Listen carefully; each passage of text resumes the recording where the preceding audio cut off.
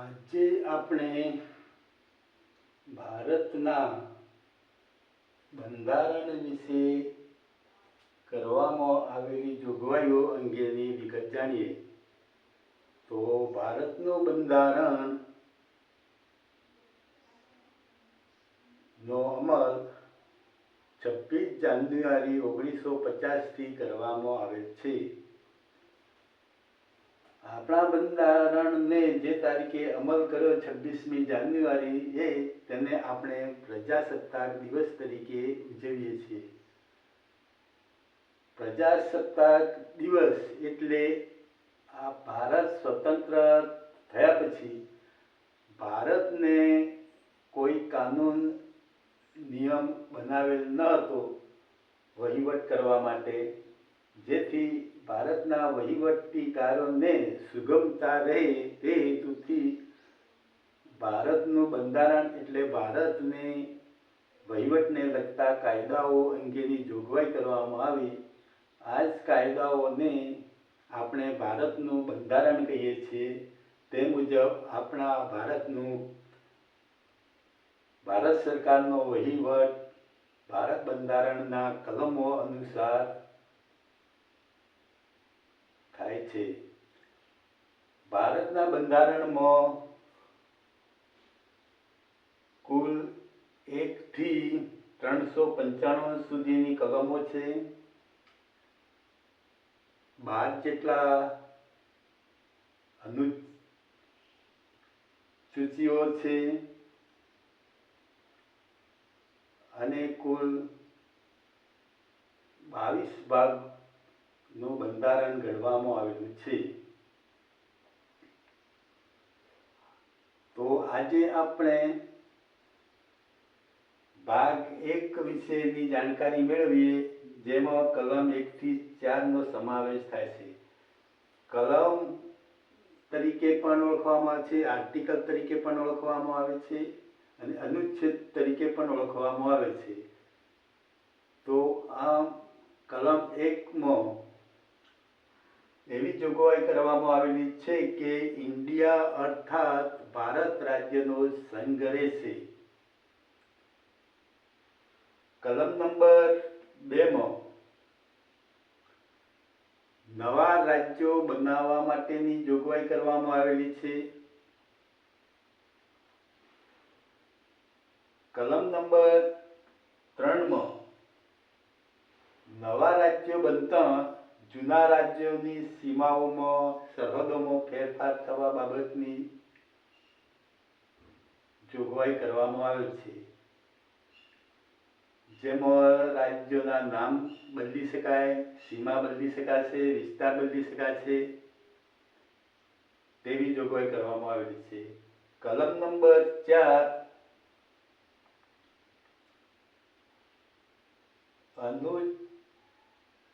કલમ 2 અને 3 માં કરેલ જોગવાઈ મુજબ અનુચ્છેદ અને પરિશિષ્ટ 1 અને 4 માં સુધારો કરવા બાબતની જોગવાઈ કરવામાં આવેલી છે. હવે ભાગ 2 જોઈએ તો ભાગ 2 કલમ 5 થી શરૂ થાય છે, જે ભારતના નાગરિકતા બાબતની છે.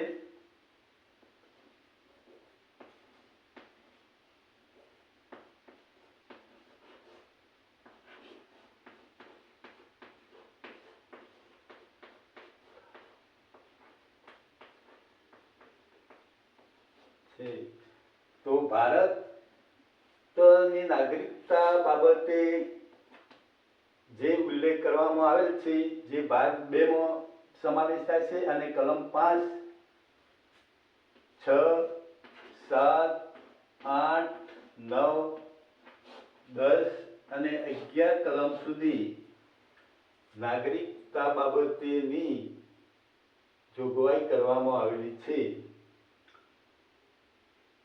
કલમ 5 માં એવી જોગવાઈ કરવામાં આવેલ છે કે જે વ્યક્તિ ભારતમાં જન્મેલી હોય અથવા એના માતા પિતા ભારતમાં જન્મેલા હોય અથવા એમના દાદા અથવા દાદી ભારતમાં જન્મેલા હોય તે સગળી વ્યક્તિ ભારતનો નાગરિક કહેવાશે. કલમ નંબર 6, પાકિસ્તાનમાંથી આવેલ વ્યક્તિઓ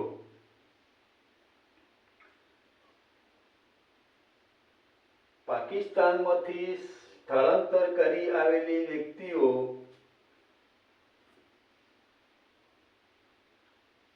જે ભારતના હિન્દ ડુમાનિયા મારફતે અરજી કરી અથવા તો ભારત સ્વતંત્ર થતા પહેલા કે તારીખ 19મી જુલાઈ 1947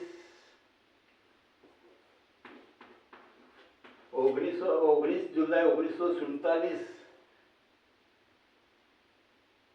માં આવેલ પાકિસ્તાનના વ્યક્તિઓ ભારતના નાગરિક ગણાશે.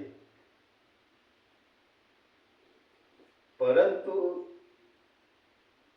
જેઓના માતા પિતા દાદા દાદી ભારતમાં જન્મેલા હોય તે સગળા વ્યક્તિ ભારતના નાગરિક કહેવાશે. કલમ નંબર 7,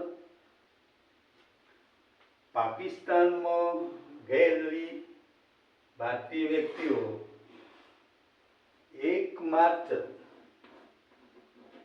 1948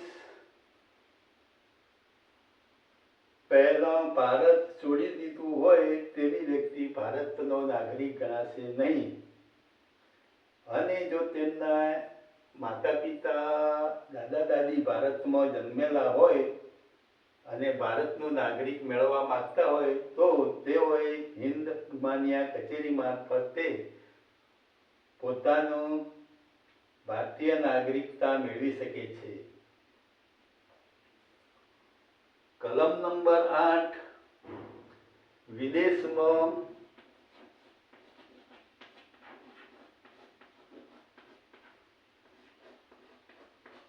રહેતી ભારતીય નાગરિક વિદેશમાં રહેતી ભારતીય નાગરિકો જેના માતા પિતા દાદા દાદી અથવા પરદાદી ભારતમાં જન્મેલા હોય તેઓ ભારતનું નાગરિકતા મેળવવા માટે ભારતની હિન્દ ડુમાનિયા કચેરી મારફતે પોતે નાગરિકતા મેળવી શકે છે.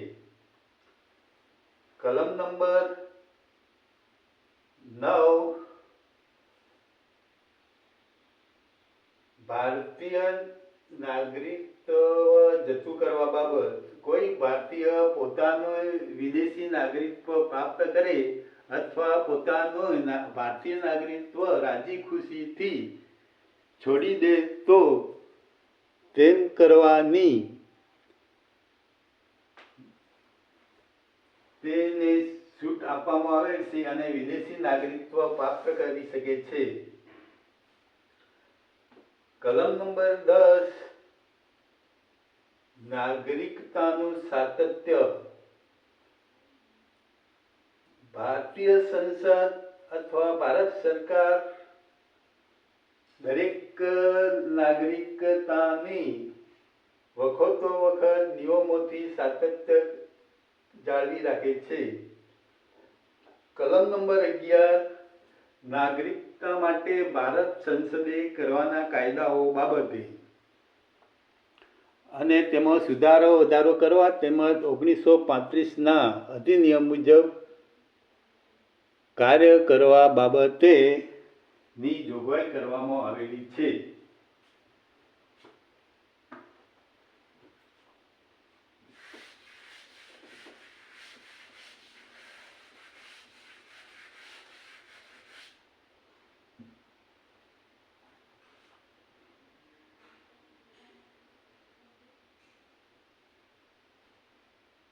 ભાગ 3, કલમ 12,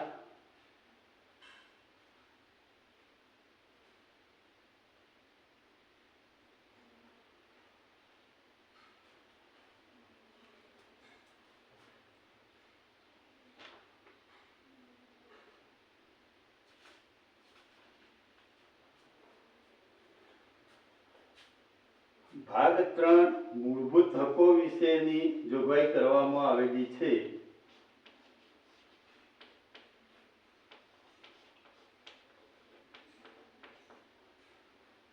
કલમ 12 માં વ્યાખ્યા દર્શાવવામાં આવેલી છે.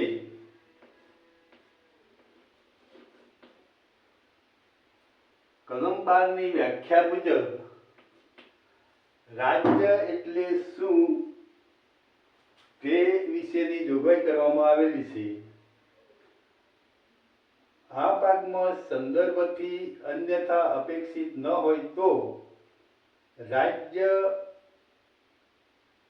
ભારતની સરકાર અને સંસદ તથા રાજ્યો પૈકી દરેક રાજ્યની સરકાર અને તેનું વિધાનમંડળ તથા ભારતના રાજ્ય ક્ષેત્રોની અંદરના અથવા ભારત સરકારના નિયંત્રણ હેઠળ તમામ સ્થાનિક કે બીજા સત્તામંડળનો સમાવેશ થાય છે તે મુજબની વ્યાખ્યા કરવામાં આવેલી છે.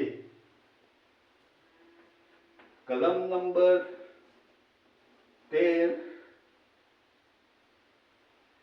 માં અધિનિયમો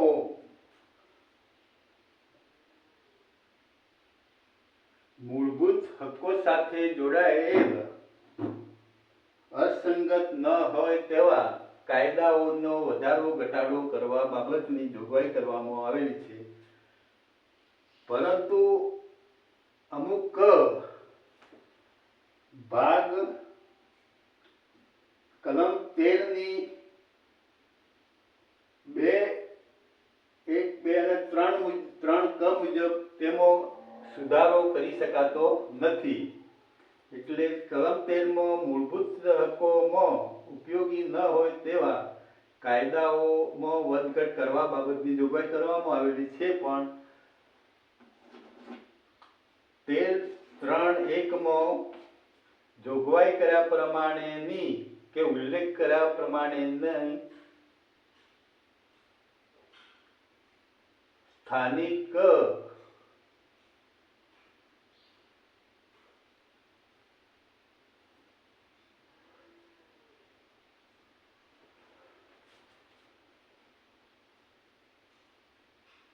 રૂઢિ અથવા પ્રથાનો કે પ્રભાવ ધરાવતા વટહુકમ, હુકમ કે ઉપનિયમ, નિયમ, વિનિમય, જાહેરનામું વગેરેમાં સુધારો કરી શકાતો નથી. કલમ નંબર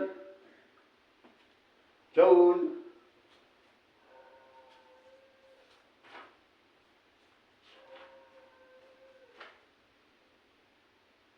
સમાનતાનો કાયદો.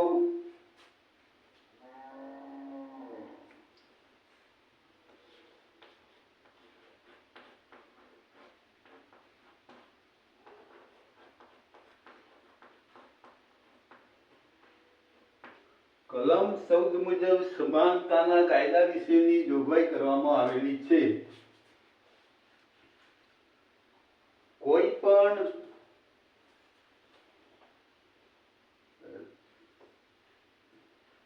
ભારતના રાજ્ય ક્ષેત્રની અંદર કોઈ વ્યક્તિને રાજ્યથી કાયદા સમક્ષ સમાનતા અથવા કાયદાથી સમાન રક્ષણ આપવાની ના પાડી શકાશે નહીં. એમાં ધર્મ, જાતિ કે અન્ય કોઈ બાબતે ભેદભાવ રાખી શકાશે નહીં તેવી જોગવાઈ કરવામાં આવેલી છે. કલમ નંબર 15 ધર્મ, જાતિ, લિંગ કે અમુક વિસ્તારમાં વસ્તીના રહેઠાણના અંગે કોઈ વ્યક્તિઓમાં ભેદભાવ રાખી શકાશે નહીં. તેમજ હોટલો, જાહેર રેસ્ટોરન્ટ, જાહેર ફરવાના ઉદ્યાનો વગેરેમાં કોઈ પણ જાતનો ભેદભાવ રાખી શકાશે નહીં તેવી જોગવાઈ કરવામાં આવેલ છે. કલમ નંબર 16 જાહેર નોકરીઓમાં સૌના માટે સમાનતાની તકો પૂરી પાડવા બાબતની જોગવાઈ કરવામાં આવેલ છે. જેમાં કોઈ બાબતનો ભેદભાવ રાખી શકાશે નહીં. કલમ નંબર 17 અસ્પૃશ્યતા નિવારણ અંગેની જોગવાઈ કરવામાં આવેલ છે. ભારત ક્ષેત્રમાં વસતા નાગરિકોમાં ઉચ્ચ નીચના ભેદ રાખી શકાશે નહીં અને જો આવા ભેદભાવ રાખે તો તેમને સરકારશ્રીના અન્ય નિયમો મુજબ કાયદાકીય જોગવાઈ અને શિક્ષા થઈ શકે છે. કલમ નંબર 18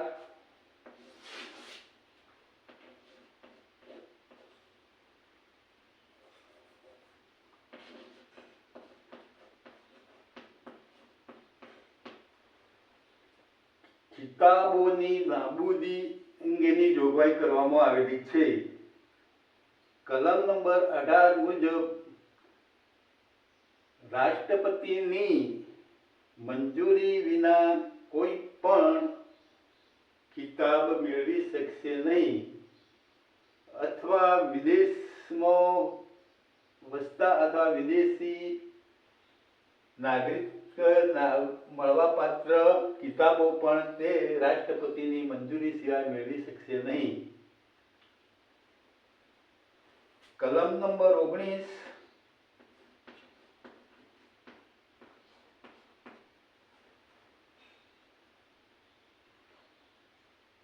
સ્વાતંત્ર્યના કાયદા વિશે જોગવાઈ કરવામાં આવી છે. સ્વાતંત્રતાની જોગવાઈ કરવામાં આવેલી છે. સ્વતંત્રતાની જોગવાઈ 1 મુજબ કોઈ વ્યક્તિ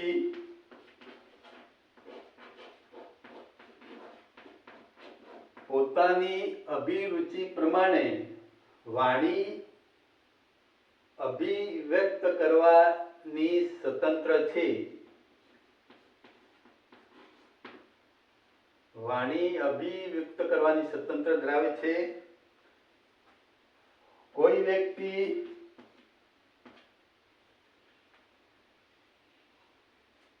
જાહેર મંડળો સ્થાપી શકે છે.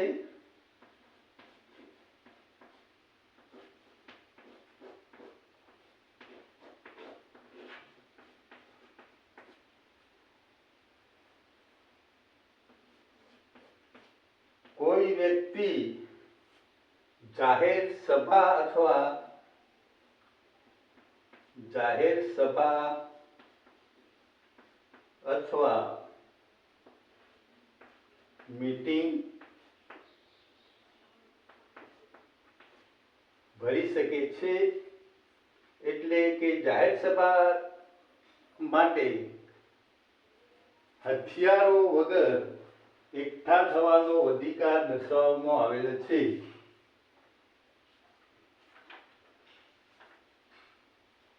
શાંતિપૂર્વક હથિયારો વગર એકઠા થવાનો અધિકાર દર્શાવવામાં આવેલ છે. 4 કોઈ પણ વ્યક્તિ ભારતના કોઈ ક્ષેત્રમાં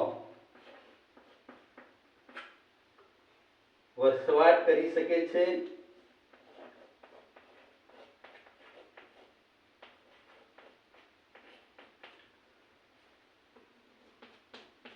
5 ભારતના કોઈ ક્ષેત્રમાં હરી ફરી શકે છે.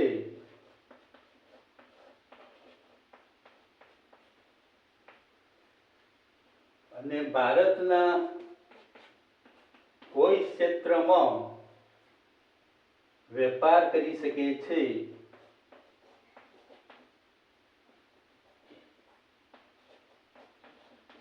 વેપાર કરી શકે છે તેવી જોગવાઈ કરવામાં આવેલી છે.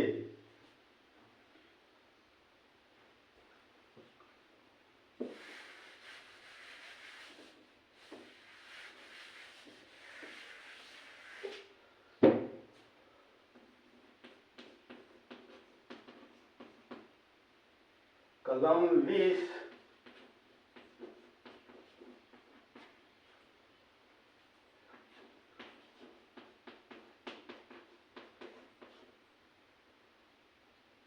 ગુનેગારને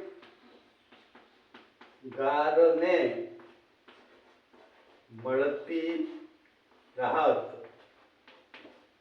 કલમ 20 મુજબ કોઈ વ્યક્તિને ગુનેગાર તરીકે ઠરાવેલ હોય તો તેને જે ગુના માટે ધરપકડ કરવામાં આવેલી હોય તે ગુનામાં જ તેને સજા કરવામાં આવશે. જે ગુના માટે ધરપકડ કરી હોય અને તે જ ગુના માટે તેને શિક્ષા કરવામાં આવશે.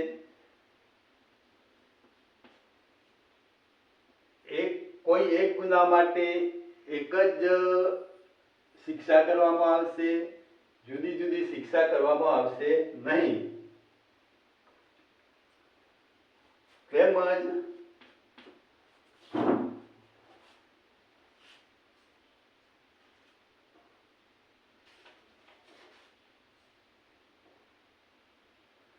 કોઈ ગુનામાં ગુનેગાર ઠરેલ હોય તેવી વ્યક્તિને અન્ય ગુના માટે કે કોઈ અન્ય બીજાને સાક્ષી બનાવી શકાશે નહીં તેવી જોગવાઈ કરવામાં આવેલી છે.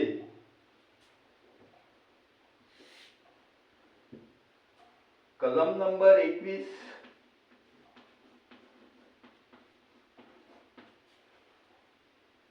જીવન જીવવાનો અધિકાર.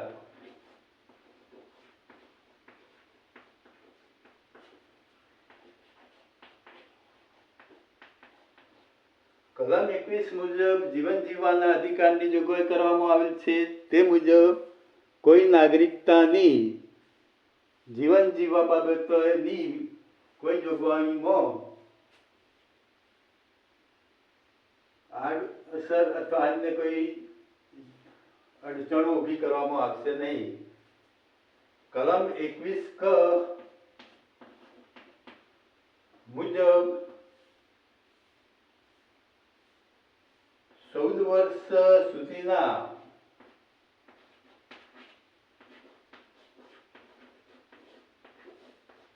બાળકોને મફત શિક્ષણની જોગવાઈ પૂરી પાડવાની રહેશે. એટલે 14 વર્ષ સુધીના બાળકોને મફત શિક્ષણ પૂરું પાડવું તેમજ કોઈ બાળક 14 વર્ષ સુધી કોઈ બાળક ભણતર વિના ન રહે તેવી નું ધ્યાન રાજ્ય સરકારો અથવા તો ભારત સરકારે રાખવાનું રહેશે. કલમ 22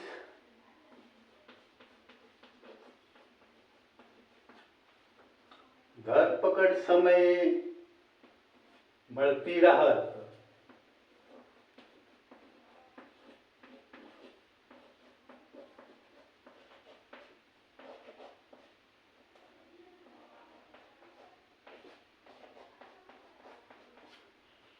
કલમ 22 મુજબ કોઈ વ્યક્તિની ધરપકડ કરવામાં આવેલી હોય તો તે સમયે તેની મળતી રાહતમાં ધરપકડ કરાયેલ વ્યક્તિને તેના ધરપકડ થયા પછી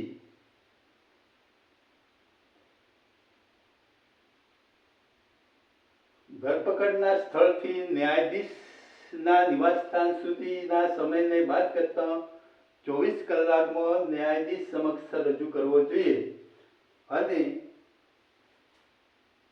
ન્યાયાધીશ તરફથી મળેલા હુકમ મુજબની કાર્યવાહી કરવાની રહેશે. કલમ નંબર 22 1 અને 2 મુજબ ધરપકડ કરાયેલ વ્યક્તિને પોતાના મનપસંદ વકીલ રોકવાની સગવડતા મેળવી શકે છે, જેમાં કોઈ ના પાડી શકશે નહીં.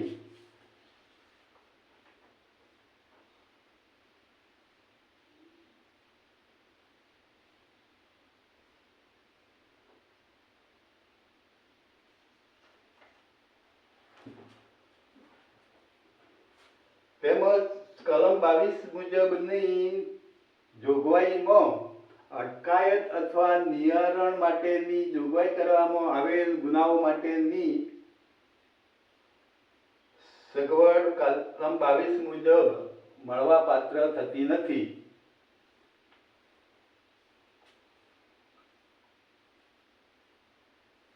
કલમ નંબર 23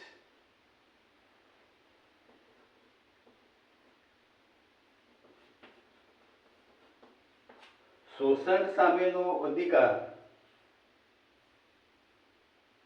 23મો જોગવાઈ કર્યા પ્રમાણે કોઈ વ્યક્તિને ગુલામી કે બળજબરીથી મજૂરી કરાવી શકાશે નહીં. કલમ નંબર 24 ભારતનો કોઈ પણ વ્યક્તિ પોતાની મનપસંદ ધર્મ પાળી શકશે. ધર્મ સંસ્થામાં હાજરી આપી શકશે 25 મુજબ. કલમ 26 ધાર્મિક સંસ્થા માટે કર ઉઘરાવી શકશે.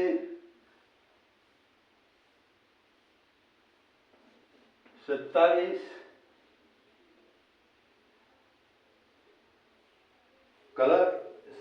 કલમ નંબર 24માં 14 વર્ષ સુધીના બાળકોને કારખાનામાં કે અન્ય કામે રોકી શકાશે નહીં તેવી જોગવાઈ કરવામાં આવેલી છે. તો કલમ 24 મુજબ 14 વર્ષના નાના બાળકોને કામે રાખવા નહીં તેવી જોગવાઈ કરવામાં આવે છે. કલમ 25માં કોઈ પણ ધર્મ પાળી શકશે. કલમ નંબર 27માં કોઈ પણ ધર્મ મીટિંગમાં કે ઉપાસનામાં હાજરી આપી શકશે. કલમ નંબર 27 ધર્મ સંબંધી કોઈ પણ સંસ્થા માટે કર ઉઘરાવી શકશે. અને કલમ નંબર 28માં જોગવાઈ કરવા પ્રમાણે કોઈ પણ ધર્મનો સંસ્થાનો વહીવટ કરી શકશે તેવી જોગવાઈ કરવામાં આવેલી છે. કલમ નંબર 29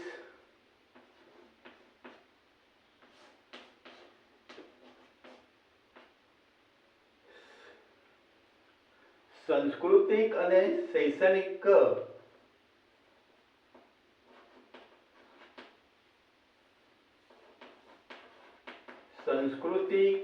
અને શૈક્ષણિક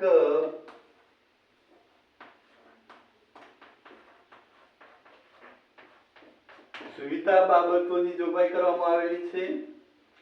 જેમાં લઘુમતીઓ માટે શિક્ષણનો બાળકોને શિક્ષણ મળી રહે તે માટેની જોગવાઈ કરવામાં આવેલી છે. કલમ નંબર 30માં લઘુમતીઓ માટે શૈક્ષણિક સંસ્થાઓ સ્થાપી અને બાળકોને શિક્ષણ આપવું તેવી જોગવાઈ કરવામાં આવેલી છે.